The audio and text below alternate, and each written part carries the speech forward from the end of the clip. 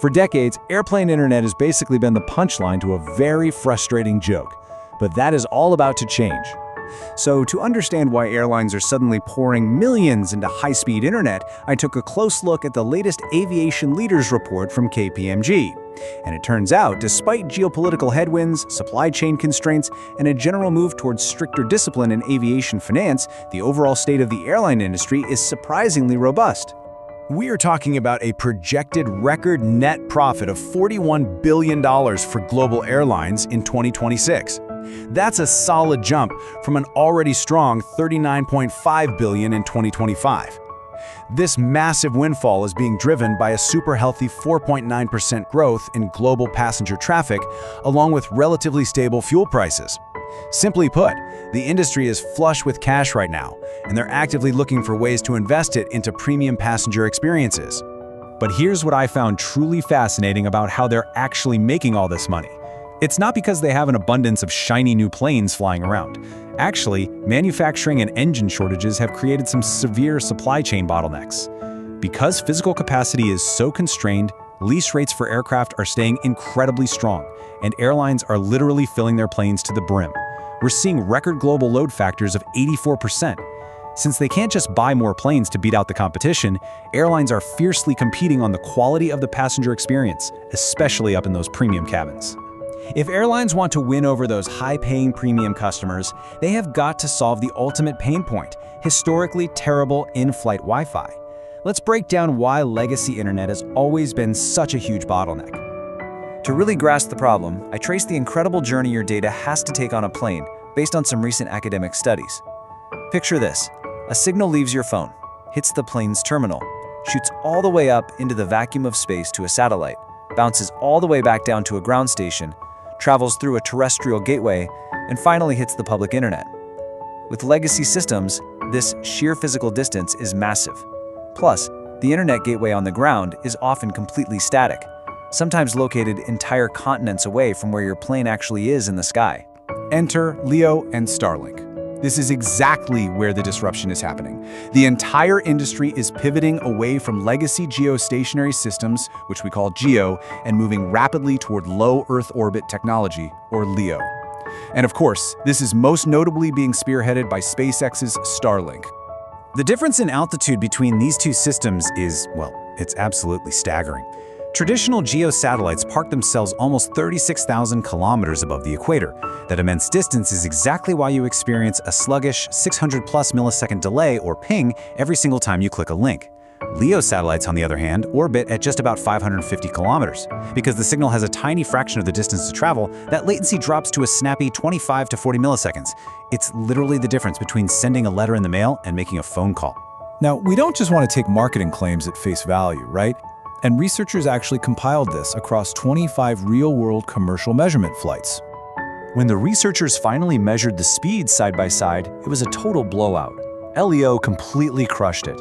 Legacy GEO networks delivered a pretty bleak median download speed of just 5.9 megabits per second. Starlink, 85.2 megabits per second. And the upload speeds are just as wild. Starlink's median upload sat at 46.6 megabits per second, which completely dwarfs GEO's tiny 3.9 megabits.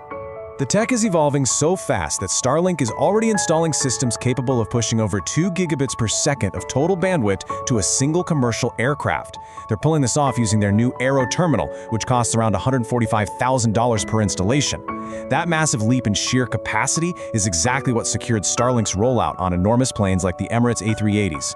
I mean, we're talking about hundreds of passengers streaming HD video or playing competitive online games, all at the exact same time without a hitch. Now, while the raw speed is undeniably there, it's not totally flawless yet. Researchers did uncover a few nuanced network inefficiencies in the current LEO setup that are definitely worth understanding. One of the quirkiest issues they found involves something called DNS-based geolocation. See, because Starlink uses a service called clean browsing for content filtering, it sometimes awkwardly misidentifies where the plane actually is. For instance, imagine a user is connected via a gateway in Sofia, Bulgaria. This system might ironically route their DNS query all the way around through a server in London just to connect them locally. This artificial terrestrial detour inflates the latency for services like Google or Facebook, which slightly bogs down that super snappy connection we just talked about. The researchers also peeked under the hood at how the network manages traffic congestion. They found that a specific routing algorithm called BBR absolutely dominates when it comes to raw speed on these flights, achieving up to 35 times higher throughput than standard algorithms like Cubic or Vegas. But there's a catch. BBR is so unbelievably aggressive at probing for available bandwidth that it causes significantly higher packet retransmissions. Essentially, it pushes so hard for maximum speed that it can sometimes cause weird network fairness issues behind the scenes. Finally, Section 6, the connected future.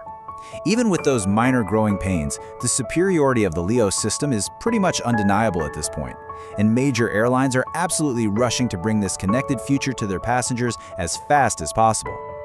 The dominoes are falling incredibly fast across the industry. Qatar Airways has already shown major leadership here, successfully launching their first Starlink flights on their 777s back in late 2024. And then there's the massive newly announced commitment from Singapore Airlines.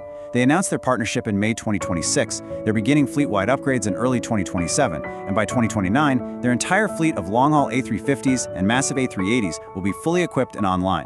What this means for us as passengers is a total paradigm shift. We are talking about true gate-to-gate seamless connectivity. You won't have to wait until you hit 10,000 feet to get online anymore. The speeds will fully support HD video streaming and even live Zoom calls. But the best part? The business model is totally shifting. Singapore Airlines will offer this as unlimited, complimentary Wi-Fi for their premium customers and KrisFlyer members. Other carriers like Emirates are pushing it even further by promising complimentary high-speed access for every single passenger. Yes, even in economy. It is essentially bringing your home office broadband to 35,000 feet for free.